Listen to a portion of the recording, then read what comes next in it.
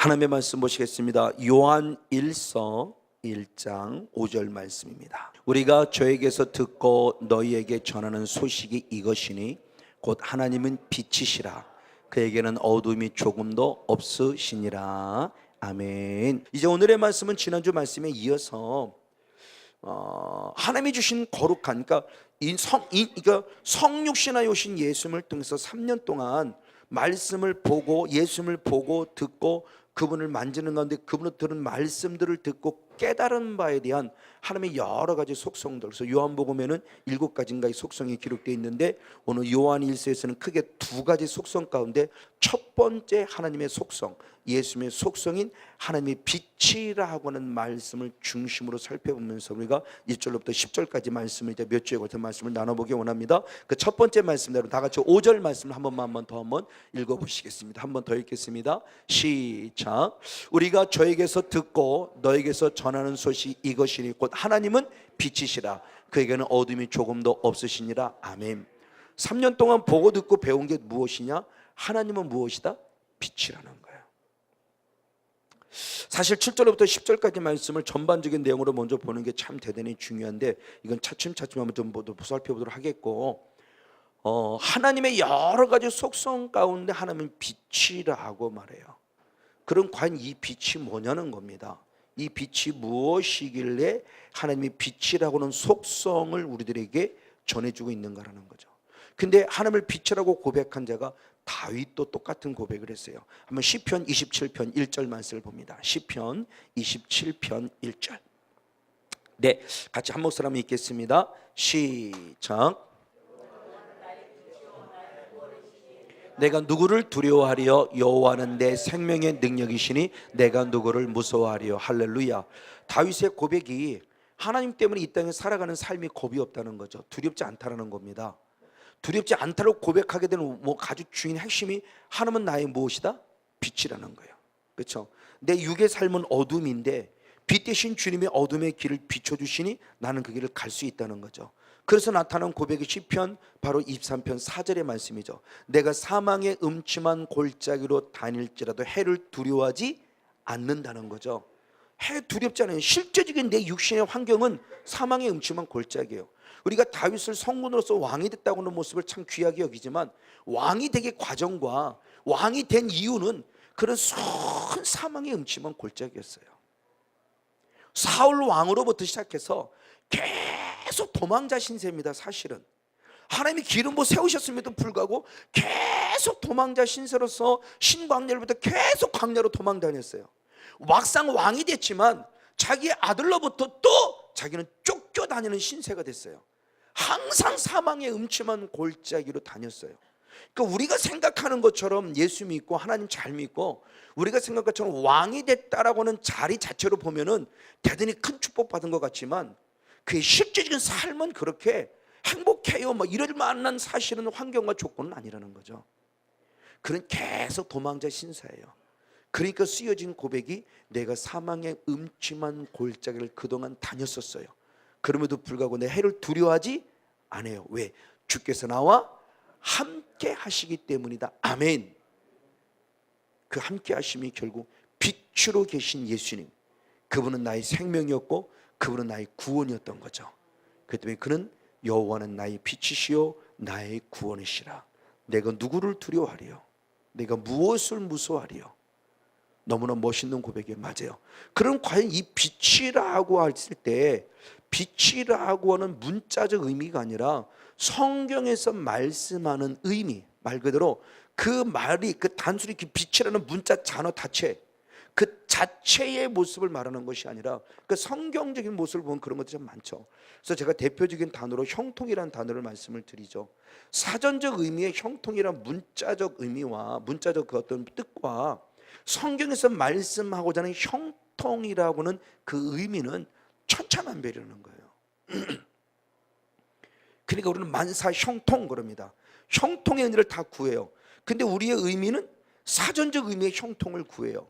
근데 성경적 의미의 형통의 구는 그게 아니었다는 거죠. 바로 이런 모습에서 빛이라는 단어도 똑같다라는 모습입니다.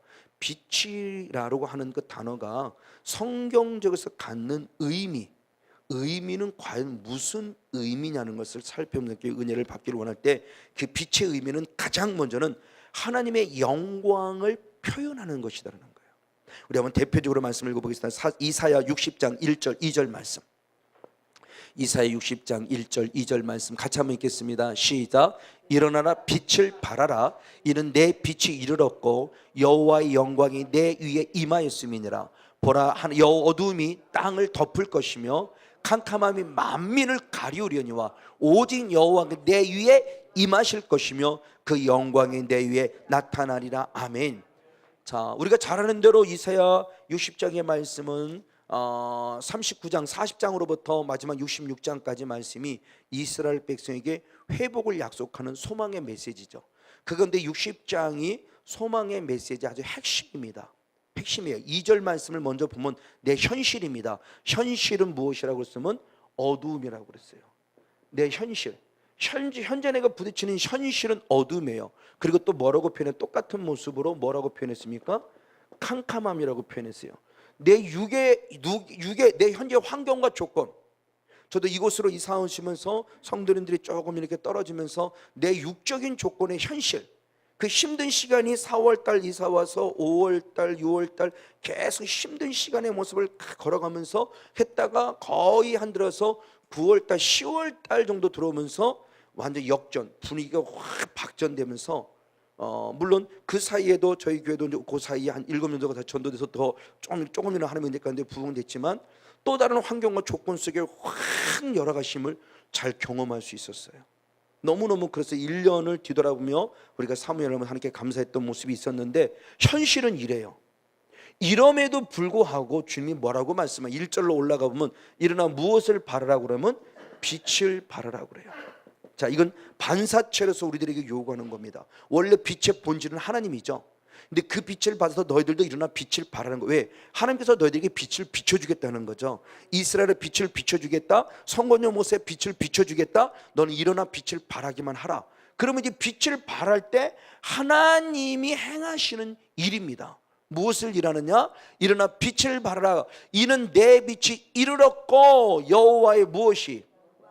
영광이 내 위에 무엇하였다? 임하였다. 나 빛을 바랍니다. 근데 빛을 바랬는데 놀랍게 하나님의 영광이 내 위에 무엇했다고 그래요? 임하였다고 그래요. 하나님의 영광이 내 위에 임하였다. 그럼 빛을 바란다라고 하는 것이 이 빛이 결국 뭐냐를 얘기하는 거예요. 이 빛이 그냥 우리 눈에 보이는 지금 가지는 이런 불빛이나 태양의 빛의 개념이 아니라는 거죠. 여기서는 문자적 의미의 그런 빛이 아니라 뭔가 또 다른 영적 의미의 빛이라는 걸 주님이 말씀하고 싶어 한다는 거예요. 그러면서 2절에 조금 더 설명했어요. 2절 하반절에 말씀해 보니까 오직 여호와께서 내 위에 무엇할 것이며 임하실 것이며 그 영광이 내 위에 무엇하였다? 나타나리라. 그러니까 영광이란 단어와 임한다는 이 단어를 동등되게 보는 거죠. 병행적으로 설명하는 거예요. 영광이 내 위에 임하였다는 말씀이나 하나님이 내 위에 지금 임하였다는 말씀이 임재라는 사건을 동일하게 보고 있다는 거예요. 그러니까 우리가 가지고 있는 영광의 개념도 깨져야 돼요. 하나님이 우리를 창조하셨을 때 이사야 43장 7절 말씀에도 나를 구원하신 목적, 나를 창조하신 목적이 나로부터 무엇 받기 위함이요? 영광 받기 위함이에요. 그래서 사전적 의미는 영광은 쉽게 표현하면 우리가 하나님께 뭔가 영광, 즉 높여드리는 거예요. 뭔가 잘 돼서 연예인들이 뭔가 잘 됐을 때 상 받았을 때 뭐라고 하나님께 영광 돌린다. 맞아요. 이런 의미가 우리 안에 숨어져 있어요. 틀린 거 아니에요. 틀린 건 아닌데 우리가 성경을 이미 보는 사람이고 우리가 하나님을 믿는 사람이고 말씀을 믿는 사람이란다면 조금 더 의미를 다른 각도로 보자는 거죠. 자, 이 말씀과 연결시켜 보면은 내가 하나님께 영광을 올려드린다고 하는 것은 결국 내 안에 무엇이 이미 임하였다. 하나님의 신이 이미 임한 상태였기 때문에 내가 하나님께 영광 돌리는 삶이 될 수 있다.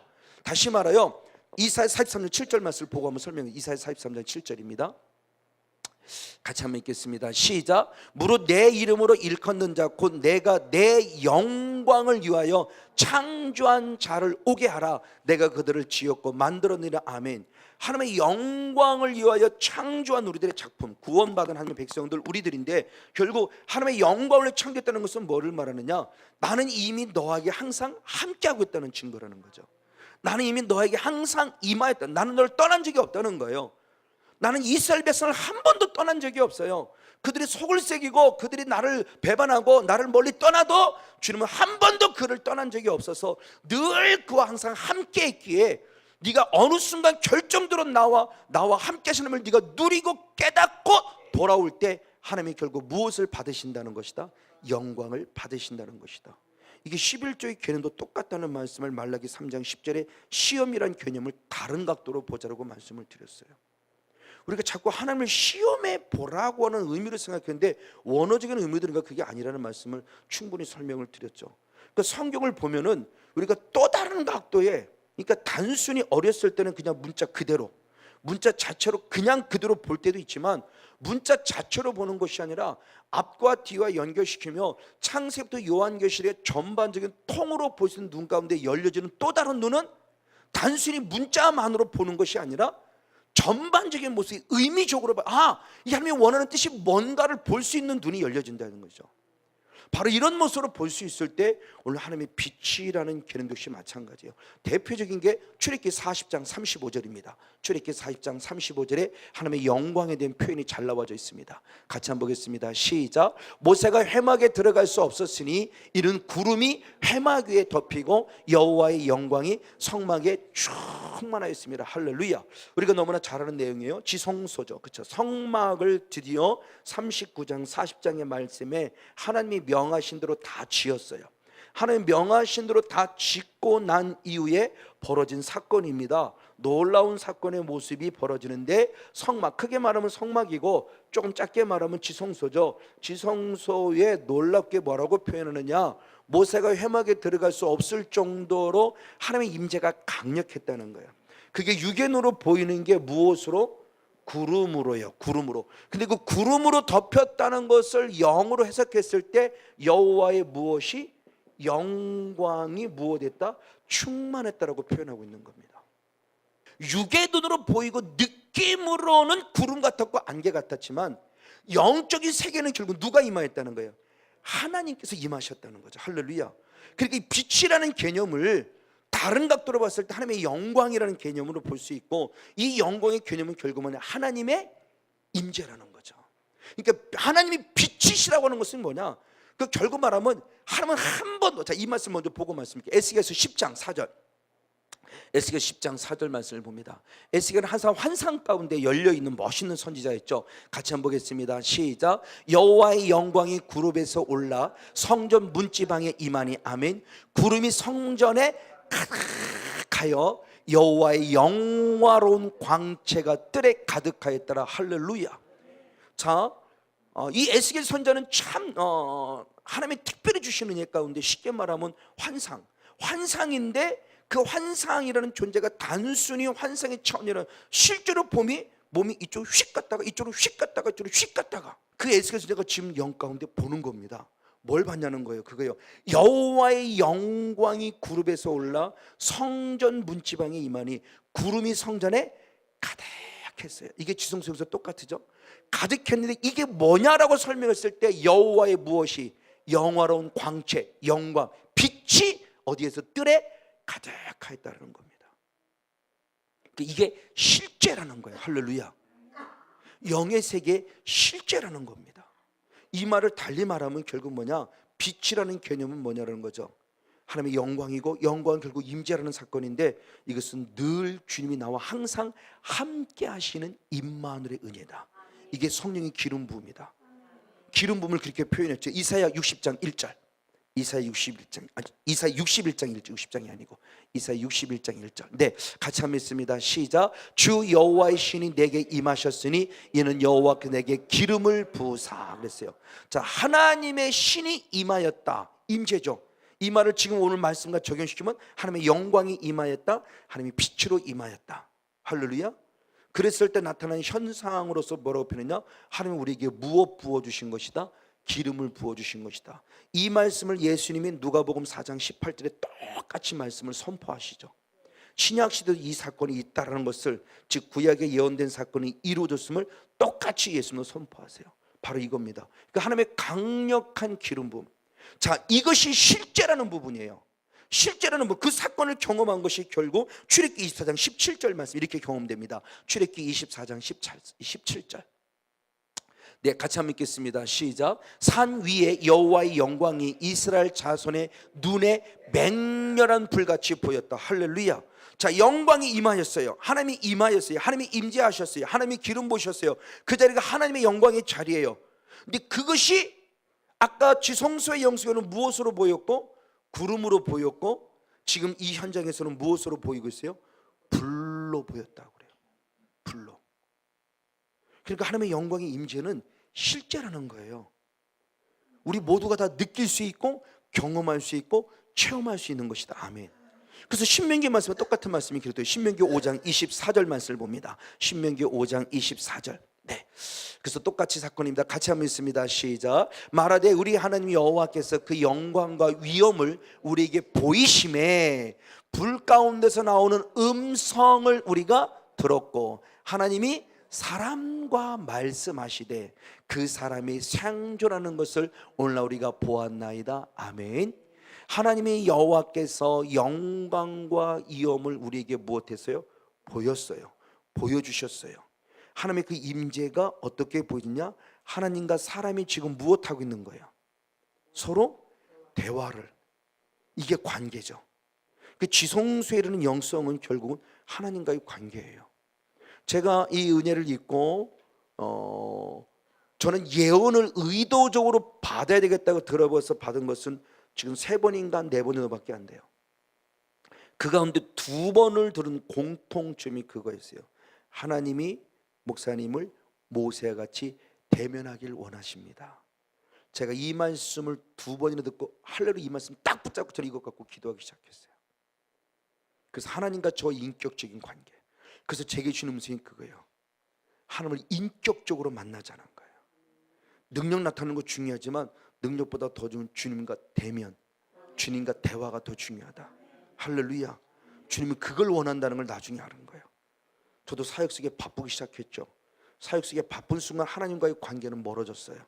기도도 없어졌고요, 말씀 읽는 시간도 없어졌고요, 기도할 시간마저 없어져 버렸어요. 주님이 그걸 싫어하심을 나듣게 깨닫고 하나님이 주신 시간에 따라 토요일을 정하였고, 매월 한 주마다 매월 둘째 주에 이거 하게 하시는 하나님의 은혜를 경험하고 그때부터 성례를 열기 시작한 거예요. 그러니까 하나님이 정말 원하는 신앙이 뭐냐는 거죠. 즉 지성소의 영성 안에 주님이 영광의 빛으로 임하셔서 내게 임재하시고자 하는 궁극적인 목적은 나와 무엇하기를 원한다? 대면, 말씀을 나누기를 원한다.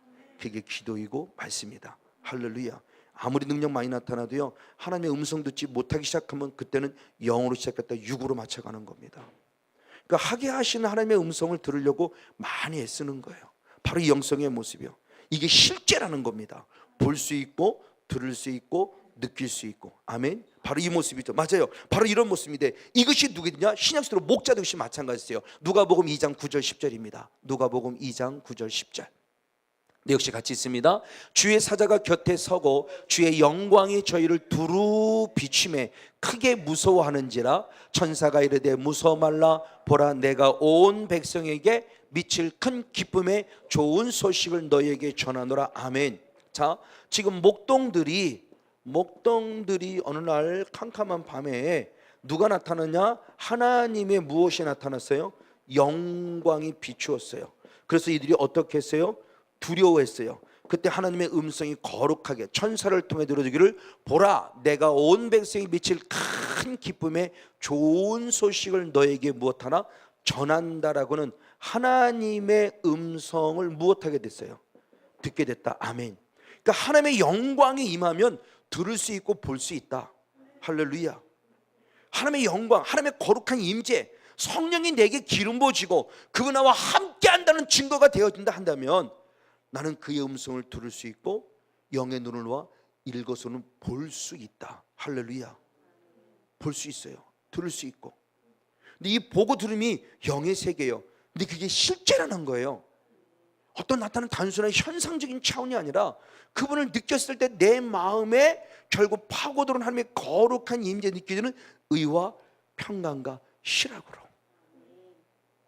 때로는 이와 같은 거룩한 두려움으로, 세상의 어떤 것도 무섭다라는 개념이 아니라 주님을 경외할 수밖에 없는 이 거룩한 두려움이 내 안에 사로잡혀서 그를 통하여 주님을 만날 수 있다는 거예요. 히브리서 1장 3절 네, 같이 있습니다. 시작. 이는 하나님의 영광의 광채시요 그 본체 형상이시라. 그의 능력의 말씀으로 만물을 붙드시며 죄를 정결케 하는 일을 하시고 높은 곳에 계신 위엄의 우편에 앉으셨느니라. 아멘. 지금 누구를 말하는? 예수 그리스도. 예수 그리스도가 하나님의 영광의 무엇이에요? 광채이시고 그 본체의 무엇이에요? 형상이에요. 그러니까 그 본체는 하나님 자신이 뭐예요? 빛이시죠. 아까 요한일서 1장 5절에 하나님은 빛이라는 속성, 그 빛된 속성, 그 본체, 본질이신 하나님의 그 모습을 그대로 영광의 광채로 입으신 누가? 예수 그리스도가 이 땅에 오셨음을 얘기를 하는 거죠. 아까 영광의 광채가 에스겔 10장 4절의 말씀에 바로 에스겔 선지자가 보았던 현상이었죠. 그 영광의 광채가 결국 그가 보았다는 것은 누군 거예요? 결국 예수 그리스도를 보았다는 것. 에스겔 선지자는 영광의 광채가 그들이 임하였던 사건을 본인 스스로 경험했었는데 그 영광의 광채가 임한 자가 누구였냐를 말씀할 때 히브리서 기자는 말씀할 때 그분이 바로 본체의 형상인 예수 그리스도라고 지금 말하고 있죠.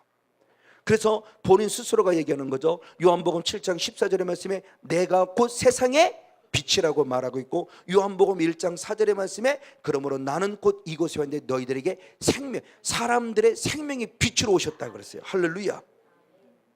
그러니까 이 빛이 뭐고 이것이 결국 영광이고, 영광이 무엇인가 임재이고, 이 임재가 무엇인가에 대한 모습을 지금 말씀을 드리는 거예요. 그러니까 하나님의 빛이라고 하는 속성을 우리가 조금 더 영적인 깊이 속에서 이해해 보자라는 거예요. 맞아요. 이렇게 빛으로 오신 예수 그리스도를 누가 왔냐? 베드로가 봤죠. 마태복음 7장을 봅니다. 마태복음 17장을 봅니다. 변화산의 사건이죠. 17장 2절과 5절 말씀. 마태복음 17장 2절 5절 같이 있습니다. 시작. 저희 앞에서 변형되사 그 얼굴이 해같이 빛나며 옷이 빛과 같이 휘어졌더라. 말할 때 호련히 빛난 구름이 저희를 덮으며 구름 속에서 소리가 나서 가로되 이는 내 사랑하는 아들이요 내 기뻐하는 자니 너희는 저의 말을 들으라 하는지라. 아멘. 변화산의 사건에서 하나님 나라의 실체를 보여주셨어요. 그 사건이 마가복음 9장 1절에 똑같은 사건이 기록돼서 16장의 말씀에도 하나님의 나라를 볼 자들이 있다. 누가 보느냐? 살아있는 너희들 중에 볼 자가 있다고 말하며 그 사건 바로 이후에 변화산의 사건을 보여주죠. 해같이 빛나는 광채, 해같이 빛나는 변화산의 광채, 영체죠. 앞으로 예수님이 어떠한 영체, 즉 우리들이 부활했을 때 어떤 존재가 될 것을 실제로 보여준 사건이요. 그걸 직접 보고 있는 거예요. 그리고 그것을 주님의 음성을 들을 때 구름 속에서 들려지는 주님의 음성, 이게 지성소의 영성이죠. 불 같은 곳에서 구름으로 임하시는 하나님. 맞아요. 하나님의 강력한 임재가 내 안에 느껴지고 하나님의 영광이 임하여지고 주님의 빛이 내게 비추어진다면 나는 그 영의 세계에서 하나님의 음성을 들을 수 있다. 그리고 주님을 볼 수 있다. 보여지고 들려지고 느껴지고 깨달아지는 은혜가 하나님의 강력한 임재 속에서 드러나기를 다시 한번 주님으로 간절히 축복하고 축원을 드립니다. 할렐루야. 맞아요. 사울도 똑같은 사건을 경험하죠.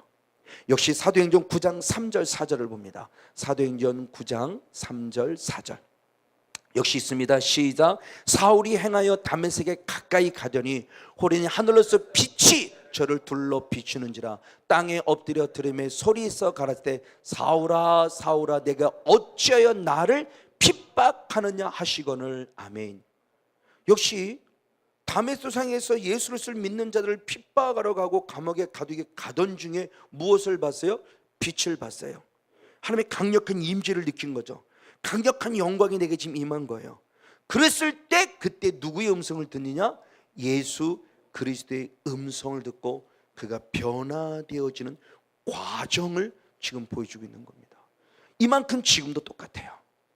지금도 오늘 우리도 살고 있는 지금 이 순간에도 하나님은 빛으로서 영광 가운데 우리에게 임하심을 믿습니다.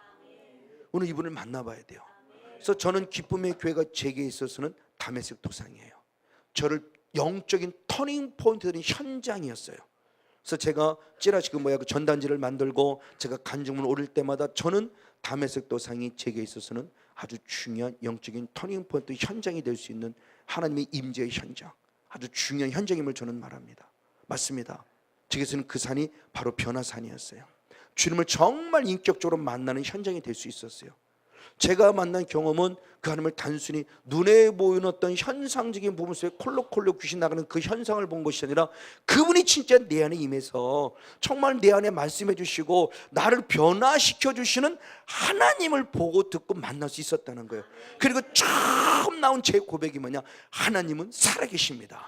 영적 세는 실제입니다 했어요. 정말 이 신실한 고백이 안 나올 수가 없었어요. 그렇게 경험하고 체험하고도 만약 하나님을 제가 살아있다고 고백하지 못하고 저 영적 세계를 실제로 경험하지 못했다면 저는 정말 잘못된 거죠. 나타난 현상 때문이 아니었어요. 제 안에 임하신 인격적인 그분이 실제로 임하셔서 그분이 정말 내 안에 계셔서 나를 새롭게 하시고 나를 다듬어 정말 새로운 피조물이라는 말씀 그대로 저를 다듬어고 만들어가는 모습 속에서 저는 인격적인 주님을 만났다는 거예요. 그리고 그분의 음성을 들었다는 거죠. 아마 단순히 제 성향, 제가 가지고 있는 기본적인 성향이 나타나는 현상만 봤다 한다면 저는 더 이상 아마 안 갔을 겁니다. 나타나는 현상만 보고 콜록콜록거리고, 왜? 저는 실제적으로 제게 있어서는 콜록콜록이 안 됐으니까요. 우리 협력사역자가 지나가고 나서 제가 제 손에 놓고 악한 영을 떠나가 그러고 그렇게 했을 때 트름이 나오고 하품은 나왔지 협력사역자들이 때는 아무런 반응 없었어요. 아마 그 반응만 쫓아갔으면 저는 안 갔을 거예요. 현상만 쫓아갔으면 아마 저는 안 갔을 거예요. 그러나 제 안에 불교의 영이라는 존재가 떠나가며 이종선 목사님이 두 번째 제 배에 대해서 손을 대고서 첫 번째 한번 쓱 지나가고 저희 때는 몇 명이 되지 않았으니까 또 한번 다시 돌아와서 두 번째 제 배꼽에 손을 딱 대고 성령이 불 그랬을 때 그 불이 강력하게 임하면서 제가 이 바닥에서 거의 1시간 반에 가까운 시간을 떨어지진 않았어요. 아마 저는 일어나려고 했는데 안 일어나지는 거예요. 계속 몸이 쿨렁쿨렁 계속 제 몸이 쿨렁쿨렁 머리부터 다리까지 막 계속 쿨렁쿨렁 막 이게 막 계속 안 일어나지는 거예요. 그 시간을 거의 1시간 반 이상 1시간 반 그 시간 정도 그걸 경험한 나중에 이렇게 세워지면서 인격적인 주님을 만나며 주님의 음성을 듣기 시작하면서부터 저는 주님 앞에 사로잡히기 시작됐어요. 이게 진짜 빛으로 임하신 하나님, 영광으로 임하신 하나님, 인격적인 주님을 만나는 하나님. 할렐루야. 부족하지만 제가 만난 이 하나님 여러분도 꼭 만나셔서 정말 인격적으로 지성소의 영성에 이르러서 하나님 만나는 은혜 가운데 행복한 삶의 주인공 모두가 되어지기를 주님으로 간절히 축복하고 축원을 드립니다. 그런데 오늘 이 시대의 모습에서 오늘 우리 현실도 직접 빛으로 임하신 하나님께서 우리의 육신 속에 우리의 몸이라는 이 부분으로 성전을 삼으신 이 몸이 우리가 불로도 느껴지고 구름으로도 느껴지고 목소리를 듣기도 하고 보기도 하지만 더 중요한 핵심은 뭐냐? 저는 이 부분에 조금 더 포인트를 맞추고 싶어요. 우리 한번 같이 말씀 읽어볼 때 고린도후서 4장 6절의 말씀을 보겠습니다. 고린도후서 4장 6절. 네, 같이 있습니다. 시작. 어두운 데서 빛이 비치시라 하시던 그 하나님께서 예수 그리스도의 얼굴에 있는 하나님의 영광을 아는 빛을 우리 마음에 비추셨느니라. 아멘. 저는 그래서 고린도후서 2장의 말씀을 봤을 때 그리스도의 향기, 고린도서 3장의 말씀은 너는 그리스도의 편지, 고린도서 4장의 말씀은 너는 세상의 빛. 저는 이렇게 봐요. 그래서 그리스도의 향기가 되라 이고 그리스도의 편지가 되라 이고 결국 4장은 그리스도의 빛이 되라, 세상의 빛이 되라는 거예요. 근데 이 세상의 빛이 되기 위해서는 조금 전에 말씀한 육적인 경험 못지않게 더 중요한 것은 바로 이거라는 거예요. 하나님 예수 그리스도의 얼굴에 있는 하나님의 영광을 아는 빛을 우리 어디에? 마음에. 이제 소마라는 이 몸, 이 소마라는 우리의 몸은, 이 소마는 성경에 말씀에는 육이라고 하는 건 사르크스라는 단어가 다르죠. 사르크스라는 육의 개념은 영이라는 푸뉴마의 영의 개념의 반대적인 개념의 영성, 육성을 얘기할 때 육을 말한다면 말 그대로 이런 살, 흐름한 이 살 자체로 만들어진 몸은, 육의 몸은 소마라고 그러죠. 그러나 거기서 소마라는 말하는 이 몸도 단순히 육을 그거로 만든 이 육을 말하면 아니라 우리의 전 인격을 말하는 거죠. 그 창세기 2장 7절의 사건이죠. 이 몸을 흙으로 만드셨고 흙으로만 끝나냐? 아니다. 거기다가 뭐를 불어넣음으로 하나님의 호흡을 훅 불어넣음으로 누구로 만들었다?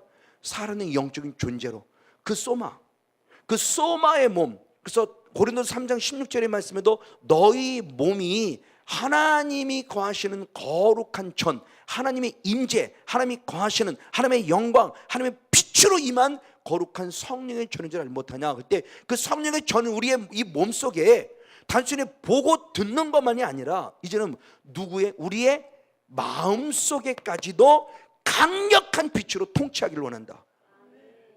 이게 주님의 강력한 뜻이에요. 그러니까 하나님의 임재라는 부분의 모습이 단순히 나타나는 육의 눈으로 보는 것, 듣는 것이 아니고 이제는 육의 존재를 뛰어넘어 내 스스로가 영적인 존재이기 때문에 이 마음속에 주님의 강력한 빛이, 영광이, 임재가 함께하기를 원하고 있다. 할렐루야. 그럼 이게 과연 무슨 뜻이냐는 거 이거예요. 우리 마음속에 주님이 강력한 빛을 비추었다. 즉 내 마음속에 주인 되기를 원하고 내 안에 함께하기를 원하고 이것의 영광의 모습이 있기를 원하는 이것이 결국 어떤 의미를 가지고 있느냐 그랬을 때 결국은 하나님의 형상을 회복하라는 뜻이다. 그래서 에베소 4장 23절 24절의 말씀이 22절부터 보면은 아직도 육체의 욕심, 아직도 옛 유혹의 욕심, 육체의 욕심을 따라가는 옛사람을 벗어버리고 이제는 무엇? 하나님의 형상, 하나님을 따라 하나님의 의를 따라 하나님의 마음, 그 하나님의 형상을 입은 새 사람의 옷을 입기를 원한다. 할렐루야. 이것이 결국 무엇이냐면 고린도서 3장 18절의 말씀을 봅니다.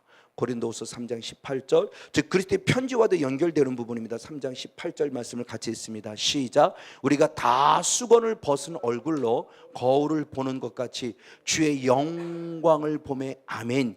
저와 같은 형상으로 화하여 영광으로 영광 이르니 곧 주의 영으로 말미암음이니라. 아멘. 고린도서 3장 3절의 말씀이 그리스도는 그리스도의 편지라 그러면서 그리스도의 편지는 뭐냐? 그 편지는 어떤 돌에 쓰여지는 것이나 네 신비 마음판에 말씀을 새기는 것이니 그런 마음판에 말씀이 새겨진 자의 결과 열매가 뭐냐는 거죠. 주의 무엇을 볼 줄 안다? 영광을 본다. 주님의 임재를 경험한다는 거죠. 빛으로 오신 주님을 느끼고 경험하고 체험한다는 겁니다. 그 영광이 말씀 안에서 내 마음판에 신비에 잘 새겨져 지금 내 마음판에 빛으로 비춰주었을 때 내가 누가 된다? 주와 같은 형상으로 화한다. 할렐루야. 즉 하나님의 형상의 회복을 약속하고 있다. 그러니까 주님의 강력한 임재를 느끼면서 인격적인 예수 그리스도를 만나지 않고 단순히 나타난 현상만을 추구하는 자가 아니라는 거예요. 그러니까 진정한 성령의 임재, 진정한 하나님의 영광, 진정한 하나님의 강력한 빛이 내 안에 임했단다면 나는 누구의 형상화되어야 한다? 주의 형상화, 하나님의 형상의 회복이죠. 이게 창세기 1장에 하나님의 형상을 따라 지음받은 우리의 영성의 회복을 약속하는 거죠. 그 창세기 1장 26절로부터 우리의 형상을 따라 하나님의 성삼위 하나님의 삼일체 하나님의 우리의 형상을 따라 우리가 사람을 만들자. 그리고 사람을 만들어서 이것을 생육하고 번성하고 충만하여 종복하고 다스리는 명령을 주셨는데 이 놀랍게 생육하고 번성하고 충만하여 종복하고 다스리지 못 오히려 그것을 모든 걸 빼앗겨 버렸을 때 하나님의 형상마저 잃어버린 거죠. 하나님의 마음이 내 안에서 떠난 거예요. 그러면서 내 안에 이제 누구가 되느냐? 사단의 나라가 이루어진 거죠. 사단의 나라가 이루어지고 보니까 하나님의 형상이 잃어버릴 때 사단의 나라의 대표적인 거 욕심이죠. 육체의 종욕, 안목의 종욕, 이생차로 가득 차 있는 거예요. 그러니까 툭 하면 돈이고 툭 하면 부흥이고 너 몇 명 목회? 이거 물어보고 1년 예산이 얼마나 돼? 맨날 이거 물어보고 성도들 머릿수에 들어서 몇 명이나 목회? 이거 그 다음부터 저는 후배도 그렇고 누구도 그 다음부터 안 물어봅니다. 왜? 제가 그걸 물어봄을 당했을 때 그때 그 느끼는 어떤 그런 막 이 힘든 이런 모습들. 한 명을 맡겼으면 한 명을 얼마만큼 최선을 다하느냐, 작은 일에 충성하나 충성하지 않느냐가 중요한 거지. 100명을 맡기고 1000명을 맡겼는데 다 하지 못한다면 나는 주님 앞에 가서 책망받을 자이죠. 연자 맷돌 메고 바닷속에 깊이 들어가는 책망받을 자이지 잘했다 칭찬받을 자는 아니라는 거죠. 내가 감당할 만큼만 한 명 주심에 감사하고, 내가 감당할 만큼만 10명 주심에 감사하고, 내가 감당할 만큼만 30명 주심에 감사하면서 최선을 다해서 내 영적인 달란트의 열매를 자꾸 내가 키워가는 게 중요한 거죠. 하나를 맺은 자에게 하나를 주시고 열매 없는 자는 빼서 누구에게 주셔서 열매 있는 자 주셔서 내 달란트가 2개로 늘어나고, 2달란트 받은 자가 2개로 늘려놨더니 또 열매 없는 자에게 빼서 하나 더 줘서 5으로 늘어나고, 그렇죠? 5가지가 5 열매를 맺었더니 또 없는 자가 빼서 하나가 더 주시면 11달란트가 되어지고, 자꾸 열매를 맺어가면서 하나님의 성도를 키워주시고 많게 주셔서 말 그대로 부흥됐어도 나는 아무것도 아니고 누구의 영광만? 하나님께 영광. 그것이 하나님의 나와 함께 했다는 증거라는 거죠. 내게 임재하셨다는 증거라는 거예요. 근데 어느 순간 내가 목회하고 내가 기도하고 내가 병 고치고 그러다면 이건 하나님의 영광 받는 거 아닙니다. 다시 말하면 하나님의 임재가 있지 않은 거라는 거죠. 그러니까 하나님의 영광의 기준, 이 빛이라는 기준을 또 다른 각도로 볼 수 있는 거예요. 자, 이것이 하나님의 나라예요. 베드로서 1장 우리 한번 4절 말씀을 보겠습니다. 4절 베드로서 1장 4절 말씀 11절 말씀. 그거 설명 전에 참 죄송합니다. 고린도 3장 18절 다시 한번 봅니다. 고린도 3장 18절. 그러니까 하나님의 영광 안에 계속 임하려면 결국 나는 어떻게 할 것이의 모습이 마지막의 말씀에 저와 같은 형상으로 화하여 영광으로 영광이 이르니 아멘. 그러니까 하나님의 형상이 회복되면 회복될수록 더 하나님의 영광으로 영광, 즉 하나님의 강력한 임재 속에 통치를 받을 수 있으니 이것은 결국 무엇으로? 주의 영, 성령 안에서만 가능한 것이다. 아멘. 그러면 내가 하나님의 영광 안에 깊이, 하나님의 영광 안에 깊이, 더 깊이 들어가는 신앙은 계속적인 주님의 임재가 필요하다. 그래서 우리가 더 하나님 더 임해주세요. 더 갖고 그러는 거죠. 그래서 시편 92편 10절 말씀에 노는 신선한 성령의 기름 부음이 필요하다. 그래서 수없이 말씀을 드렸죠. 어제의 성령 받고 오늘 무엇을 사역한다고 깝죽거리지 마라. 성령 임재가 떠나면 그만이에요. 그러면 오늘 사역하면 오늘의 성령의 기름 부음 받아야 돼요. 오늘의 성령의 기름 부음이 필요합니다. 여러분 어떠는지 모르겠습니다만 저는 이 토요 성회가 되면 지금 금요일부터 저는 설교를 준비하시면서 금요일 토요일 날은 정말 여기에 올인합니다. 말씀과 나름대로 기도 속에 최선을 다해 올인해요. 최선 못해 금요일 토요일부터는 벌써. 여러분을 왜? 어제의 기름 부음 가지고 여러분을 섬길 수가 없어요. 어제의 기름 부음 갖고 여러분 깝죽대봐야 저는 제 본질이 다 탄로납니다. 그러니까 정말 여러분 한 사람 그리고 제 영성이 살기 위해서라도 저는 금요일 토요일부터 정말 말씀과 기도에 전만 이곳에 정말 집중하고 있는 거예요. 그래서 오시는 분들 최선을 섬겨주려고. 왜? 제가 이 말씀 스스로 준비하면서 방금 읽었던 고린도 3장 18절의 말씀에 보니까 이거구나. 인격적인 주님의 형상화 되어지는데 이것이 더 영광에 이르려면 나는 주의 영, 성령으로 말미암고는 불가능하구나. 그래서 계속 신선한 성령의 기름을 받아야 되는구나. 할렐루야. 맞아요. 근데 이것을 통해서 결국 하나님의 형상이 회복된 자에게 주시는 축복인데 뭐를 말하느냐? 베드로후서 1장 4절 말씀 그리고 11절 말씀입니다. 베드로후서 1장 4절 말씀 11절 말씀. 네, 이 열매론에 대한 부분을 또 많이 말씀을 드렸던 내용이죠. 같이 한번 읽습니다. 시작. 이로써 그 보배롭고 지극히 큰 약속을 우리에게 주사 이 약속으로 말미암아 너희로 정욕을 인하여 세상에서 썩어질 것을 피하여 신의 성품에 참여하는 자가 되게 하셨으니 아멘. 결국 하나님의 형상이 회복되기를 원하는 것, 신의 성품.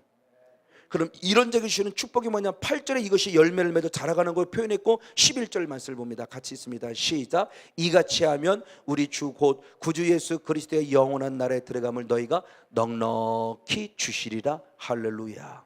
즉 하나님의 형상이 회복된 자에게만이 이 열매를 맺는 자, 하나님의 형상이 회복된 자, 신의 성품에 참여하는 자만이 하나님 나라에 어떻게 들어간다고 그래요?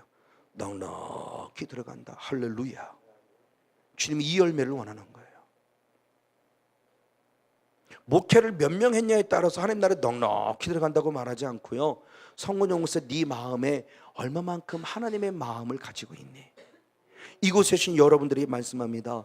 사랑하는 나의 목사님, 사모님, 우리 권사님, 집사님, 성도님 여러분, 여러분들 안에 얼마만큼 하나님의 마음을 가지고 있습니까? 하나님의 형상이 회복되어져 있습니까? 이런 자들만이 하나님 나라에 넉넉입니다. 성경의 말씀에 많이 예를 들어 귀신을 1000마리를 쫓아냈다, 뭐 귀신을 만에 쫓아내 천국 간다면 우리는 계속 귀신 쫓아내야 되죠. 근데 주님이 그것 때문에 천국 간다고 말하고 있지 않아요. 하나님의 형상의 회복이에요. 오늘 빛으로 하나님의 속성을 통해서 임하신 하나님의 형상의 회복, 우리의 영혼 육에 강력하게 임재, 기름 부음을 하여서 함께 하신 은혜, 임마누엘의 은혜, 아까 조금 더 서두에서 말씀드린 주께서 나와 함께 하심이라. 내가 사망의 음침한 골짜기로 걸어갈지라도 주께서 나와 함께 하심이라. 할렐루야. 이게 임마누엘이죠. 그래서 마태복음 1장 23절의 말씀에도 앞으로 예수 오실 텐데 그 이름을 예수라 하라. 그리고 그 이름을 무엇이라 하라? 임마누엘이라. 그가 너와 영원히 함께 하심이라. 이사야 7장 14절의 말씀을 그대로 인용해서 예수님의 말씀을 선사를 통해서 고백하게 만듭니다. 맞아요. 그 말씀의 임재가 바로 다윗에게 있었던 거죠. 내가 사망의 음침한 골짜기로 다닐지라도 해를 두려워하지 않을 것은 주께서 나와 함께 하심이라. 아멘. 이것이 요셉의 승리의 삶이었고, 늘 주님이 항상 함께 하셔서 인격적인 성령으로 채워지는 영성 안에서 하나님 나라를 멋지고 당당히 들어가는 그런 성령 충만한 축복의 주인공 우리 모두가 되어지기를 주님으로 간절히 축복하고 축원을 드립니다. 두 번째, 빛이라는 속성의 또 다른 관점입니다. 요한복음의 말씀과 오늘 말씀의 관점으로 했을 때는 결국 뭐냐? 말씀이 곧 빛이었다는 거죠. 그러니까 또 다른 것입니다. 빛이라는 것은 결국 뭐냐? 말씀이라는 것이다. 이 말씀이 지금 우리들에게 주어지는 모습 가운데 어떻게 표현되느냐? 잠언서 6장 23절 말씀을 봅니다. 잠언서 6장 23절, 네, 같이 한번 읽겠습니다. 시작. 대저 명령은 등불이요 법은 빛이요 훈계 책문 곧 생명의 길이라. 명령, 말씀이죠. 하나님의 말씀, 명령은 뭐예요? 등불이에요. 법은 뭐예요? 빛이에요. 훈계책은 똑같이 말씀이에요. 말씀은 곧 우리의 뭐냐? 생명의 길이에요. 똑같은 말씀이 시편 119편 105절 말씀, 시편 119편 105절 말씀. 네, 역시 같이 있습니다. 시작. 주의 말씀은 내 발의 등이요 내 길의 빛이니이다. 할렐루야. 말씀이 곧 빛이에요. 말씀이 곧 명령인데 명령이 등불이에요. 그 말씀이 곧 뭐예요? 생명이에요. 그래서 모세가 하나님이 내게 임하셨다라고 표현했을 때 구름으로 표현했고 불로도 표현했지만 이 불이 또 다른 각도로 표현할 때 이렇게 표현했어요. 신명기 33장 2절을 봅니다. 신명기 33장 2절. 네, 같이 신명기 33장 2절. 네, 같이 한번 읽겠습니다. 시작. 일렀을 때 여호와께서 시내에서 오시고 세일산에서 일어나시고 바란산에서 비치시고 1만 성도 가운데 강림 임하셨다. 임하셨을 때 어떻게? 그 오른손에는 무엇이 있었다? 불같은 율법이 있었다. 할렐루야. 자, 그리고 보십시오. 육안으로 보일 때 주님의 임재를 뭐로 봤어요? 불로 봤어요. 근데 그 불이 단순히 불이 아니라 결국 뭐였다? 불같은 무엇이었다? 말씀이었다는 거죠. 그러니까 말씀, 빛이 뭐냐고 했을 때 하나님의 영광이라는 큰 각도로 봤었고 주님의 임재로 봤었는데 조금 더 깊이 들어가서 빛이라는 관점, 영광이라는 관점, 임재라는 관점을 보니까 결국 그분은 내게 무엇으로 오신 분이다? 말씀으로 오신 분이다. 아멘. 그럼 결국 뭐예요? 하나님의 강력한 임재가 내 안에 임하진다면 내게 하나님의 말씀이 되살아나야 돼요. 그래서 하나님의 은사 가운데 지혜의 말씀 연사, 지식의 말씀 연사가 첫 번째죠. 그러니까 하나님의 정말 주님의 인격적으로 내 안에 임하였다고 하는 증거는 결국 뭐냐는 거예요. 내 안에 말씀이 가르쳐주고 생각나지게 해야 돼요. 계속 떠올라야 돼요. 말씀이 순간순간 계속 나를 통치해야 돼요. 말씀이 나를 지배해야 돼요. 불같은 율법으로 임하셨다고 그랬어요. 강림하셨다고 그랬어요. 그러니까 그분의 임재를 누리면, 그분의 임재를 느끼면 느낄수록 우리는 말씀이 기억나야 돼요. 할렐루야. 이게 인격적인 하나님이에요. 그래서 요한일서 2장 20절과 27절 말씀에도 성령이 기름 부어진 사건의 핵심이 뭐냐? 하나님이 너에게 가르쳐 주시고 너에게 생각나게 하신다. 그 요한복음 14장 26절 말씀과 똑같은 말씀이 기록되어 있죠. 그러니까 기름 부음이라는 게 외적으로 나타나는 게 아니더라는 거죠. 오히려 성경이 기록하고 있는 기름 부음이라는 단어와 연결된 것은 주님이 인격적으로 내 힘에서 지금 내 안에서 끊임없이 가르쳐 주시는 거예요. 생각나게 해주시는 거예요. 기도할 때 툭. 그런 것을 새벽에 기도할 때는, 강단할 때는 저는 항상 프리노트가 될 준비가 되어 있어요. 툭툭 기도하다가 뭐가 탁 떠올라요. 누군가로서 기도하다가 주신 말씀이 떠오르기도 하고, 또 전반적인 모습을 갖고도 하고, 부족하지만 주님 내게 지혜의 말씀과 지식의 말씀을 주세요. 또 가르쳐주기도 하고. 그러면 제가 계속 프리노트 합니다. 프리노트 하면 프리노트 한 것을 갖고 또 한번 성경을 찾아보고, 또 한번 찾아보고, 또 한번 찾아보고, 그 차적을 찾아보고, 또 주석도 보면서 이거는 뭐 계속해서 연결되는. 그러니까 결국 주님이 부족하지만 제게 임재하셨는데, 빛으로 임하셨는데, 결국 불같은 율법 말씀으로 임재하신 주님을 경험하고 체험하게 되는 것이다. 그래서 예수님 스스로도 요한복음 12장 49절 50절 이렇게 말씀하죠. 요한복음 12장 49절 50절 말씀을 봅니다. 요한복음 12장 49절 50절 말씀을 같이 봅니다. 시작. 내가 내 자유로 말한 것이 아니요 나를 보내신 아버지께서 나의 말할 것과 이룰 것을 친히 명령하여 주셨으니 나는 그의 명령이 영생인 줄 아노라. 그러므로 나의 이르는 것은 내 아버지께서 내게 말씀하신 그대로 이르노라 하시니라. 할렐루야 아멘. 그러니까 예수님마저도 하나님으로부터 말씀을 명령받고 전하셨다는 거예요. 예수님마저도 당신이 하고 싶은 얘기를 전한 게 아닌 거예요. 성건요 목사가 하고 싶은 얘기를 전하는 게 아니라는 거예요. 그래서 주님께서는 요한복음 6장 63절의 말씀에 살리는 것은 영이니, 지금 나를 살리는 게 영이 살린대. 그럼 그 영이 결국 뭐냐고 그랬을 때, 육은 무익한 거라 마시며 내가 너에게 이른 말이 영이요 생명이라 그랬어요. 하나님이 내게 주신 말, 그때 그 말이라는 그 원어가 로고스가 아니고 레마였어요. 즉 주님의 명령은 레마의 말씀이에요. 내가 받고 내가 소화되고 내가 충분히 소화된 말씀을 증거해야 되지, 내가 소화되지 않은 말씀을 증거하면 먹는 사람도 불편하고 체하죠. 그럼 내가 충분히 소화돼서 제 안에 있는 말씀을 지금 끄집어내서 생각로 가르치는 말씀을 증거하면 듣는 자도 그래 라고 깨달을 수 있는 거죠. 그러니까 레마화된 말씀이 레마화될 선포될 때 듣는 사람도 레마화되는 거죠. 로고스된 말씀을 물론 마음판에 아주 총토는 어떤 사람은 들을 때는 분명히 레마로 들을 수도 있지만, 내가 로고스된 말씀을 된 것을 가지고 단순히 지성만 갖고 전하려는 때는 레마되기가 쉽지 않다. 그러니까 내가 주님부터 받은 말씀이에요. 이게 바로 지성소의 영성. 그러니까 예수님 스스로가 지성소의 영성이에요. 이게 주님 만났다는 증거라는 거예요. 출애굽기 25장 22절. 출애굽기 25장 22절입니다.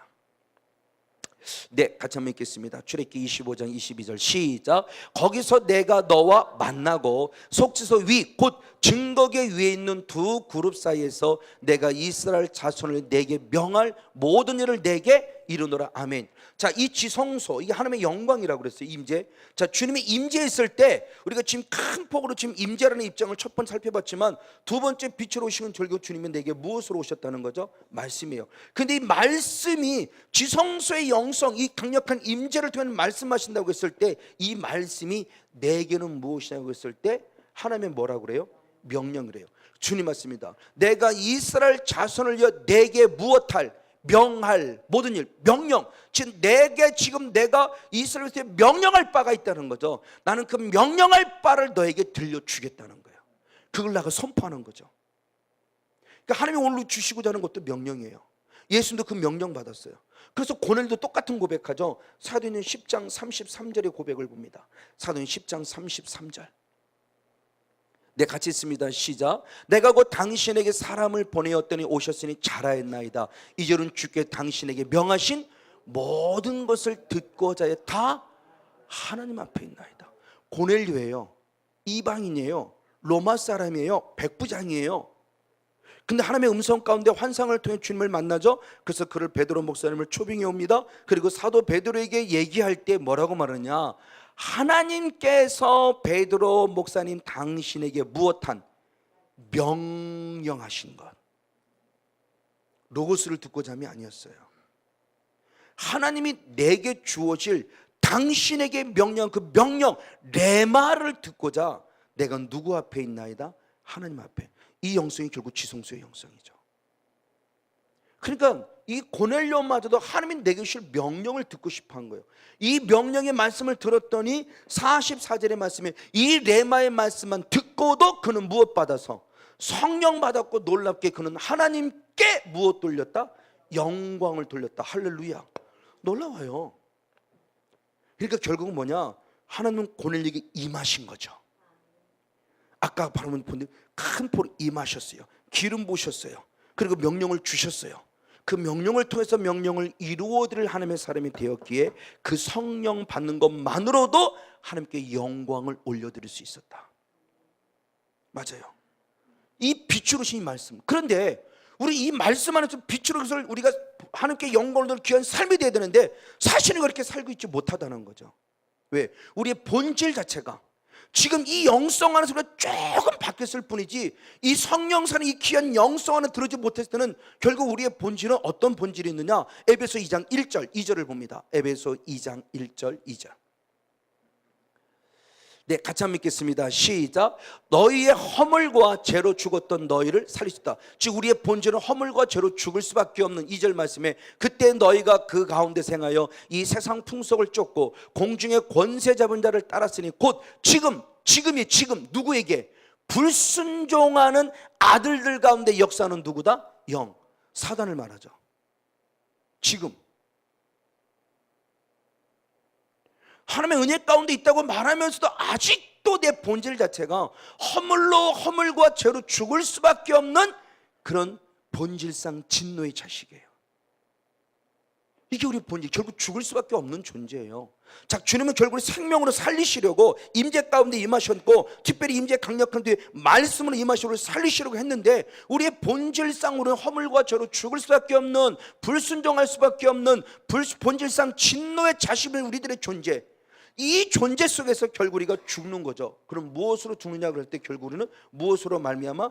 죄로 말미암아 죽는 거예요. 그러니까 이 결국은 이 죄 문제가 해결돼야 돼요. 그래서 이 문제를 해결하기 위해서 말씀을 이루시려고 이사야 53장 4절로부터죠. 그 말씀을 이루시려고 예수님이 친히 우리에게 오신 거죠. 그래서 빛 대신 하나님의 형상의 본질을 가지고 그 형상을 나타낸 예수 그리스도. 그래서 요한일서 1장 5절을 다시 한 번만 더 보겠습니다. 요한일서 1장 5절 말씀입니다. 네, 같이 한 목사님 읽겠습니다. 시작.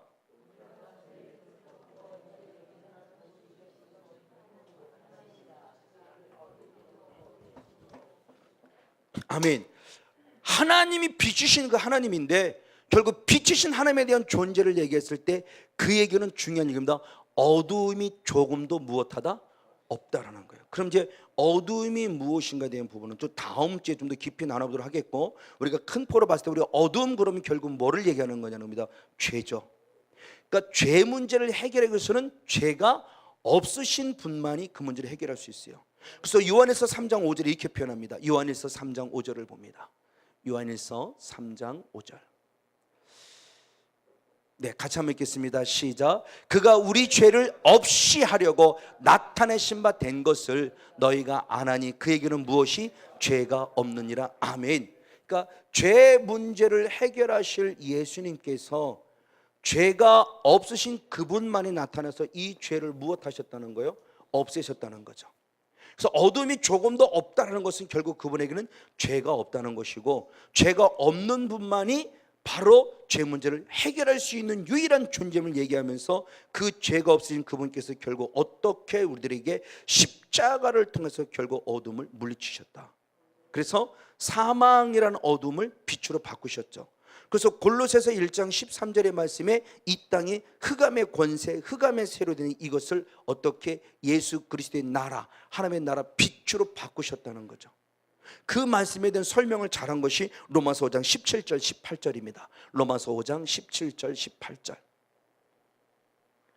네, 같이 한번 읽겠습니다. 시작. 한 사람의 범죄를 인하여 사망이 그 한 사람으로 말미암아 왕노릇하였은즉 더욱 은혜와 의의 선물을 넘치게 받는 자들이 한 분 예수 그리스도로 말미암아 생명 안에서 왕노릇하리로다. 그런데 한 범죄로 많은 사람이 정죄된 것 같이 의한 행동으로 말미암아 많은 사람이 의롭다 하심을 받아 생명에 이르렀느니라. 할렐루야. 아멘. 범죄로 말미암아 우리는 죽을 수밖에 없었어요. 근데 그 한 분 예수 그리스도로 말미암아 이제 우리가 의로워짐으로 무엇을 얻는 자? 생명. 즉 사망의 권세소를 무엇의 권세로? 생명의 권세로. 흑암의 권세에서 생명의 권세로, 빛의 권세로. 그래서 우리를 왕 같은 재상이라고 말하면 뭐라고 말했는가? 우리가 베드로전서 2장 9절을 봅니다. 베드로전서 2장 9절. 네, 같이 한번 읽겠습니다. 시작. 오직 너희는 택하신 족속이요 왕 같은 제사장들이요 거룩한 나라요 그의 소유된 백성이니 아멘. 이는 너희를 어두운 가운데서 불러내어 어디에? 그의 귀한 빛에 들어가게 하신 자의 아름다움 덕을 선전하게 하심이라. 아멘.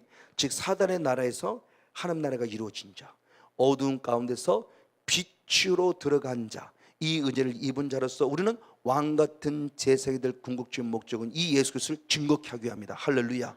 맞아요. 그래서 하나님의 빛이 임하였다는 것이 무엇이 된 분을 큰 막 들어가면 두 가지를 살펴는 말에서 은혜를 받았어요. 맞아요. 그럼 이것으로 끝나냐? 아니다. 이에 생명을 주시려고 빛으로 오신 예수를 믿을 때 구원 얻은 우리들을 이제 빛의 아들이라고 선포하셨습니다. 요한복음 12장 36절. 요한복음 12장 36절입니다. 같이 있습니다. 시작. 너에게 아직 빛이 있을 동안에 빛을 믿으라. 그러면 너는 누구다? 빛의 아들이 되리니 여호와께서 이 말씀하시고 저희를 떠나서 숨으시니라. 할렐루야. 이제 빛으로 오신 예수 그리스도, 생명으로 오신 예수 그리스도, 다시 말해 날마다 나와 항상 함께 하시며 나를 떠나지 않기 위해서 지금도 늘 내 안에 말씀이라는 빛, 말씀이라는 붓, 말씀이라는 영광으로 임하기를 원하신 그분을 믿을 때 이제 나도 누가 된다? 빛의 아들이 된다. 할렐루야. 우린 구원받은 백성. 그냥 단순히 아들의 개념이라 빛으로 오신 그분을 믿기에 우리가 빛의 아들이 된다는 거죠. 그럼 빛의 아들이 되었다는 게 뭐냐는 거예요. 빛이라는 개념을 보면서 임재와 말씀의 개념을 살펴봤으면 그 아들을, 그분을 믿음으로 빛의 아들이 되었는데 그럼 빛의 아들이 되었다는 게 뭐냐는 거죠. 그래서 성경이 이렇게 표현합니다. 에베소 5장 8절을 봅니다. 에베소 5장 8절. 네, 같이 한번 읽겠습니다. 시작. 너희가 전에는 어둠이더니 아멘. 이제는 주 안에서 빛이라. 할렐루야. 그러므로 어떻게? 빛의 자녀들처럼 행하라. 할렐루야. 자, 예수님 자체가 발광체예요. 예수님이 빛이에요. 예수 그리스도가 빛이에요. 그분이 가지고 있는 본질이죠. 속성이에요. 이 빛, 이 분은 말 그대로 그분이 발광체예요. 우리가 태양을 발광체라고 하는 것처럼 발광체죠. 이 발광체 빛을 받는, 이제 우리들은 빛의 자녀, 우리들은 이제는 이 빛을 받는 누가 돼야 됩니까? 반사체가 돼야 돼요. 반사가 잘 되려면 거울이 어떻게 돼요? 깨끗해야 되는 것처럼 빛의 아들로서 이 사역을 잘 감당, 우리가 늘 무엇할 수밖에 없어요? 깨끗해야 돼요. 내가 조금이라도 더러워지면 더러워질수록 약하겠죠. 그렇죠? 옛날에 우리 거울들은 동경이죠. 약하죠. 흐릿해요. 그러나 지금의 거울은 너무 깨끗하죠. 어제도 엊그저께 며칠 전 목사님을 만나서 어디 인천 어딘가를, 송도 어딘가를 가봤더니 요새 나오는 TV도만요. 이야, 정말 선명하대요. 저는 그거 처음 봤어요. 정말 선명해요. 나오는 거 화질 자체가 정말 선명. 이야, 정말 욕심 나겠구나. 정말 선명해. 맞아요. 다시 말하면 결국 뭐냐? 성건용 목사로부터 예수 그리스도의 본질이 보여질 때 여러분에게 선명하게 예수님을 전하고 있는지, 하여튼 많은 범수에 흐릿하라고 느껴지고 있는지 여러분 수는 어떻게 분별하는지 모르겠어요. 제가 더러워지면 나는 아무리 예수를 전하는 것 같아도 흐려지고 약해질 수밖에 없겠죠. 그러나 부족하지만 늘 예수의 편이 힘있고 깨끗해지면 나는 예수 그리스도의 그 본질 자체를 잘 선명하게 반사하는 아주 중요하고 깨끗한 그릇이 될 수 있을 것이다. 이런 반사체 역할을 감당하라는 거예요. 그럼 이 반사체 역할을 감당할 때 빛의 자녀가 결국 어떻게 할 때 그런 빛의 역할을 감당할 수 있냐 보는 겁니다. 데살로니가 전서 5장 5절 6절. 네, 같이 있습니다. 시작. 너희는 다 빛의 아들이여 아멘. 낫의 아들이라. 우리가 밤이나 어둠에 속하지 아니하나니 그러므로 우리는 다른이들과 같이 무엇하지 말고 자지 말고 오직 어떻게 깨어 근신할지니라. 할렐루야. 결국 빛의 자녀는 사도 바울을 통해서 데살로니가 교회와 에베소 교회의 모습을 볼 건데, 데살로니가 교회를 향해서 얘기했을 때 결국 뭐냐? 자지 말아라. 그리고 무엇하는 자가 되어라는 거예요. 깨어 무엇하는 자라? 근신하는 자가 되어라는 거죠. 근신한다는 개념은 그냥 말 그대로 쉽게 말하면 정신 차리라는 거예요. 이것도 우리가 자연적으로 그냥 단순히 문자적으로 그러면 깨어서 근신한다는 것은 뭘 말하냐는 거예요. 뭘 의도가 있다는 거죠. 그냥 자지 말고 단순히 깨어 근신 정신 차리라. 그럼 정신 차린다는 게 뭐 하는 거냐라는 거죠. 이게 사도 베드로는 이렇게 고백했습니다. 베드로전서 4장 7절을 봅니다. 베드로전서 4장 7절. 네, 같이 있습니다. 시작. 만물의 마지막에 가까웠으니 그러므로 너희는 정신을 차리고 근신하여 무엇하라? 기도하라는 거다. 결국 정신 차려 근신하는 것은 결국 무엇하라는 거예요? 깨어 있어 기도하라는. 이건 철저히 경험에 의해서 나온 거죠. 마태복음 26장의 사건이죠. 그래서 예수님도 마태복음 26장 41절 말씀에 시험에 들지 않게 깨어 있어 무엇하라고 그랬어요?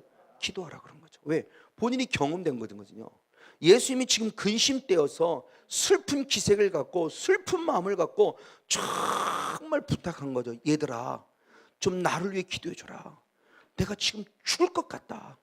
그렇죠? 저도 성모님 모습 너무너무 죽을 것 같아요. 성도들에게 기도해달라고 부탁한 것처럼 지금 예수님도 그런 마음일 것 같아요.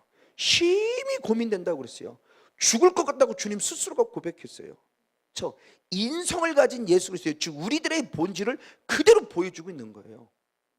그럼 이 모든 육성의 모습을 이길 수 있는 힘의 근원, 그것이 결국 어디에 있다는 걸 가르치냐? 기도라는 거죠. 그래서 시험에 들면 깨어있어 기도하기를 원했던 거예요. 근데 본인 스스로 기도하지 못했죠. 무엇 때문에? 육성의 피곤함 때문에. 육과 영은 따로 가지 않아요. 같이 간다고 수 없어요. 육이 피곤하니까 그 영도 무엇 됐어요? 잠드는 거죠. 영이 잠들었다는 게 무엇하지 않았다는 거예요? 기도하지 않았다는 거죠. 저 자신도 경험하고 손을 딱 보지만 벌써 딱 기도 벌써 딱 한번 한 텀 넘겼다? 그냥 한순간을 넘겼다? 어떤 한 걸을 넘겼다? 그냥이 아닙니다. 분명히 영성 떨어집니다. 성경이 말하고 있는 걸 그렇게 해요. 그럼 결국 뭐예요? 무슨 문제가 생겨서 내 마음이 떨어져 상처받고 아팠다는 것은 남 탓할 필요 없다는 거죠. 시험은 받을지언 시험에 들지 말라고 한 거예요. 결국 시험에 들어서 원망이 나오고 불평이 나오고 근심이 나오고 걱정하고 염려 나오는 것은 결국 내가 무엇하지 않았다는 거예요? 기도하지 않았다는 거죠. 근데 누구 탓을 할 거예요? 목사 탓할 겁니까? 하나님 탓할 겁니까? 이걸 경험해봤기 때문에 만물의 마지막이 가까웠다. 그럼 정신 차리자. 우리 깨어서 근신하여 무엇하자? 기도하자. 아멘. 오늘 저 여러분 영의 세계 속에서 기도하길 원합니다. 기도하는 자가 되길 원합니다. 누가복음 9장 29절의 말씀에도 기도 외에는 이런 주가 나갈 수 없느니라 그랬어요. 어제 기도 갖고 안 돼요. 어제 기도의 영성으로, 어제 기도의 영빨로 안 돼요. 오늘 기도해야 돼요. 지금 이 시간 기도해야 돼요. 그래 주님이 긍휼히 주시고 주님이 일해 주신단 말이에요. 어제 많이 했기 때문에 오늘 안 해도 된다가 아니라는 거죠. 늘 새롭게, 늘 그 시간에, 지금 이 순간에 이 시간을 주께 드리자. 할렐루야. 이것이 결국이에요. 그리고 두 번째 모습은 결국 무엇을 말하느냐? 빛의 빛이라는 것은 결국 전신갑주를 입으라는 거. 전신갑주를 입으라는 표현이 결국 뭐냐? 죄와 싸워 이길 것을 얘기를 하는 겁니다. 여러분 두 군데 말씀을 살펴봅니다. 데살로니가전서 5장 5절 8절. 데살로니가전서 5장 5절. 방금 읽었던 말씀에 데살로니가전서 5장 5절 8절을 같이 봅니다. 같이 한번 읽겠습니다. 시작. 너희는 다 빛의 아들이요 낮의 아들이라 우리가 밤이나 어둠에 속하지 아니하나니. 방금 5절 읽었었죠. 그다음에 8절 말씀 시작. 우리는 낮에 속하였으니 근신하여 믿음과 사랑의 흉배를 붙이고 구원의 소망에 투구를 쓰자. 할렐루야. 자, 방금 6절의 말씀에서는 우리가 정신 차려 근신에 깨어서 기도하자. 그리고 8절의 말씀에서는 무엇하자? 하나님의 전신갑주를 입자. 그럼 오늘 사도 바울이 물론 에베소 6장의 말씀에 전신갑주를 입어야 될 이유를 정확히 말씀했지만 똑같은 말씀인데 로마서 13장 12절 14절은 또 이렇게 표현했습니다. 네, 시작. 밤이 깊고 낮이 가까웠으니 그러므로 우리가 어둠의 일을 벗고 빛의 갑옷을 입자. 아멘. 어둠의 일을 입고 빛의 갑옷을 입어야 돼요. 그럼 빛의 갑옷은 이게 뭐냐? 낮에와 같이 단정히 행하고 방탕과 술 취하지 말며 음란과 호색하지 말며 쟁토와 시기하지 말고 오직 주 예수 그리스도로 옷 입고 정욕을 위하여 육신의 일을 도모하지 말자. 아멘. 결국 하나님의 전신갑주를 입어서 영적인 싸움을 싸워야 되는데 그 영적인 싸움을 싸운다는 것이 결국 사탄아 떠나가, 이것도 영적인 싸움이지만 수없이 얘기했어요. 본질은 결국 뭐냐? 무엇과 싸우는 것이다? 죄와 싸워 이기는 것이다. 아멘. 그래서 제가 경기남도 홍보지부 1박 2일 성회를 한번 이끌어 본 적이 있어요. 그때 어느 여자 목사님이 그런 말씀, 그러면 결국 목사님이 말씀하는 성령사의 핵심은 결국 사탄아 떠나가가 아니라 죄와 싸워 이기는 것 맞습니다 그랬어요. 정확하게 그분은 부족하지만 제가 전하고자 하는 의도를 캐치했어요. 내 안에 악한 영 얘는 떠나보내, 당연히 얘가 먼저긴 해요, 순서상. 그러나 그 다음에는 뭐냐, 다시 들어오지 않게 하기 위해서 내가 뭐와 싸우게 돼요? 죄예요. 아무리 떠나가 그래도 죄와 싸우기 전에 걔는 계속 죄는 합법적으로 통을 타고 또 내게 자리 잡아요. 콜록하고 나간 게 중요한 게 아니라 들어오지 못하게 하는 게 더 중요하다는 거죠. 그럼 들어오지 않게 해서 해야 할 일은 결국은 죄와 싸워 이기는 거예요. 이게 성령 안에서만 가능하다는 겁니다. 콜록하고 떠나가는 거 예수님이 해주시는 거예요. 그러나 그 다음에 죄와 싸워 이기는 영성에서는 하나님이 내게 주신 은혜 속에서 믿음의 자유지를 통하여서 성의 강력한 통치 속에서 계속 부딪혀 싸우는 겁니다. 가장 근본이 됐으니 기도 쉬는 죄부터 시작해서 기도하지 않으면서 말씀 안에 있지 않으면서 내 신앙생활을 영위하고 복받기를 원하고 구원받기를 원한다? 그거 그렇게 쉽지 않아요. 사탄이 나를 쉽게 놔두지 않습니다. 사탄이 성건영 목사 쉽게 천국 가게 하겠습니까? 근데 우리가 이 성령 사역을 그냥 단순히 병 고치는 사역, 문제 해결하는 사역으로만 끝나버리니까 문제가 뭐 걔네들은 좋아하죠. 컬럭하고 나갔어. 나간 거 탈레려, 병 고침 받아. 이거로 다 돼버리는 거예요. 근데 걔는 합법적으로 또 들어와 지금 자리 잡고 있어요. 근데 내가 이 죄를 죄로 깨닫지 못해요. 이 허물을 허물로 깨닫지 못해요. 그러니까 이걸 회개하지 않았어요. 그럼 죄가 결국 내 안에 뭐 하는 거예요? 잘하고 있는데요. 죄가 장성한 적 나는 어디에 가는데? 사망, 지옥인데요. 왜 지옥 간다고 생각을 안 하느냐고요. 그러니까 인격적인 성령을 만나 결국 하는 이 귀한 사역의 모습은 성령 충만 받아서 죄와 싸워 이겨서 나는 천국 가야 돼요. 하나님 나라 가야 된단 말이에요. 여기에 포인트를 좀 맞추자고 수없이 강조를 좀 하는 거예요. 치유심에 감사할 뿐만 아니라 치유지 않으셔도 감사할 줄 아는 자, 문제 해결받음에 감사할 줄 아는 자뿐만 아니라 때로는 주님의 뜻이 그 안에 있단다면 세계 해결해 주지 않아 주심에도 감사. 그래서 제가 가끔마다 있을 때 그런 하나 이렇게 그림이 하나 있어요. 그래서 카톡이나 이런 거 보낼 때 꼭 그림을, 그러니까 감사, 그래서 감사, 그러므로 감사, 그럼 뭐 네 가지인데 그러므로 감사인가? 모든 게 범사가 감사다는 내용이야. 그래서 감사, 그래도 감사, 그러므로 감사, 그러므로 감사. 그래, 안 해줘도 감사, 해줘도 감사, 돼도 감사, 안 돼도 감사. 왜? 나는 천국 가는 게 중요하니까. 할렐루야. 정말 여기에 정적인 포인트를 맞추길 원해요. 그래서 이 인격적인 성령 하나님으로 내가 살아갈 부분의 모습을 얘기하면서 결국 전신갑주의 모습이에요. 그러면 결국 뭐냐? 죄가 죄가 내 안에 자리 잡던 어떤 결과를 가져오는 거냐? 로마서 3장 23절을 봅니다. 로마서 3장 23절 우리가 너무 잘 아는 말씀이 같이 있습니다. 시작. 모든 사람이 죄를 범하였음에 하나님의 영광에 이르지 못하였다. 이 말을 달리 바꿔 이해를 합니다. 첫 번째 무엇일까? 내가 죄를 범하였다는 것은 하나님의 영광에 이르지 못했다는 것은 결국 주님이 내게 임재하고 있지 않다는 거죠. 이 말을 다윗의 모습과 적용시켜서 시편 51편 10절 말씀과 연결시키면 죄를 범하면 결국 하나님의 성령이 나로부터 무엇 된다는 거예요? 거두어진다는 거죠. 소멸되어진다는 겁니다. 성령 나로부터 무엇 한다는 거예요? 떠나가고 있다는 거죠. 그 죄를 범할 때 하나님의 영광에 이르지 못한다는 영광의 임재, 우리가 그분의 임재를 연결시켜 봤잖아요. 그러니까 그 영광에 이르지 못한다는 것은 결국 뭐냐? 주님의 임재가 내가 좀 자꾸 차단되고 있다는 것이고, 주님의 임재가 차단되고 있다는 것은 성령의 나라부터 떠나가고 있다는 증거라는 거예요. 다윗은 그것을 알기 때문에 성령을 거두어 가지 말라고 주님 앞에 철저히 회개하잖아요. 그리고 구원을 회복해달라고 기도하잖아요. 다윗은 이 성령이 죄 때문에 성령이 결국 떠나면 구원을 잃어버릴 걸 알기 때문에 성령을 거두지 말라고 기도하고 구원을 회복해달라고 기도하고, 이 은혜가 내가 임하면 나는 죄를 범하는 자에게 당당히 나서 이 복음을 전하겠다고 스스로 고백하잖아요. 그러니까 나이가 늙어서 많은 사람은 나를 다윗을 위해 준다고 동정녀를 보내주지만 그는 동정녀를 범하지 않습니다. 왜? 철저히 두드려 맞아 봤거든요. 그 음란의 죄를 범하고 살인죄를 범한 결과에 대한 엄청난 3일 동안 온역을 치르면서 백성들이 죽어가는 끔찍한 아픔을 경험해 본 자가 어떻게 또 죄를 범한 동정녀를 품겠어요? 나 하나 살자고. 있을 수도 없는 얘기죠. 죄를 무서워할 줄 알아야 되는 거예요.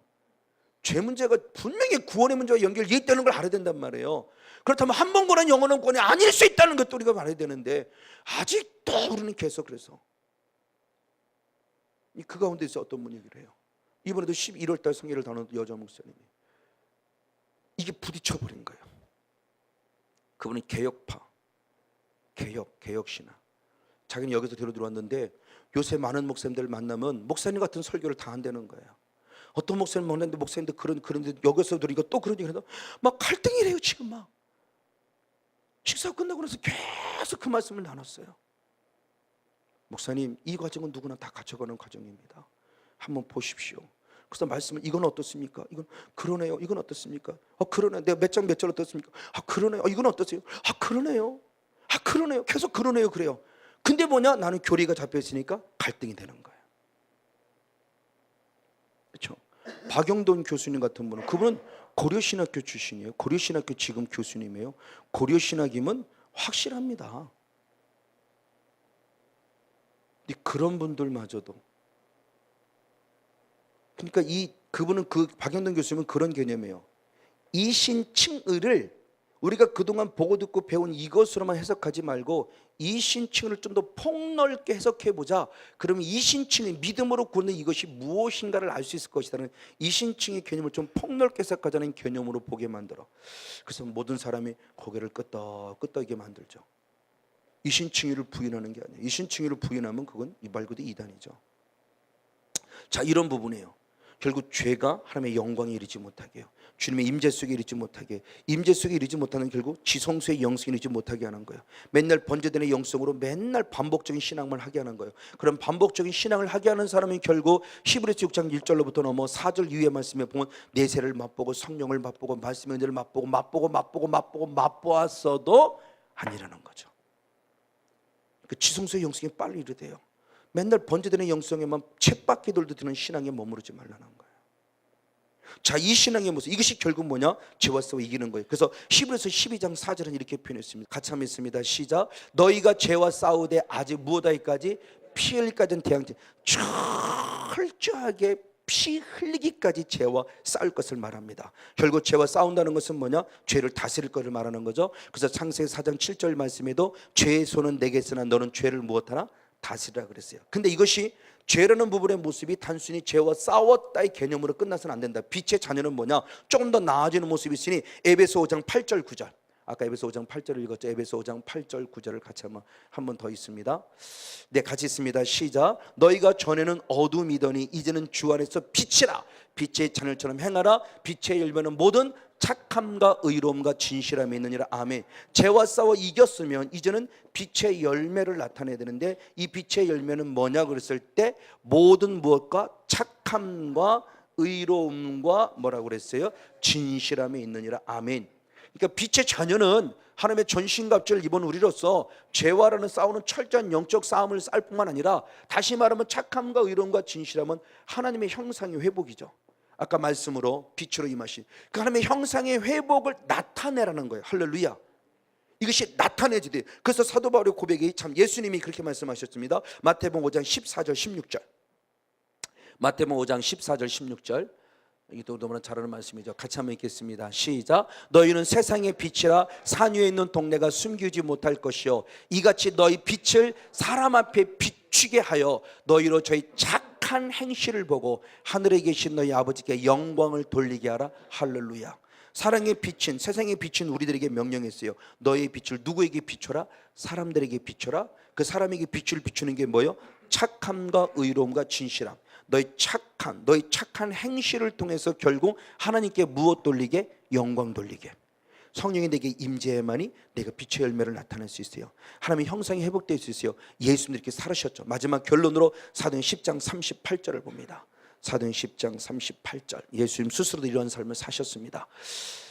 10장 38절 시작. 하나님이 나사렛 예수에게 성령과 능력을 기름 붓듯 하셨음에 저가 두루 다니시며 착한 일을 행하시고 마귀에게 눌린 모든 자를 고치시니 하나님이 함께 하셨습니다. 아멘.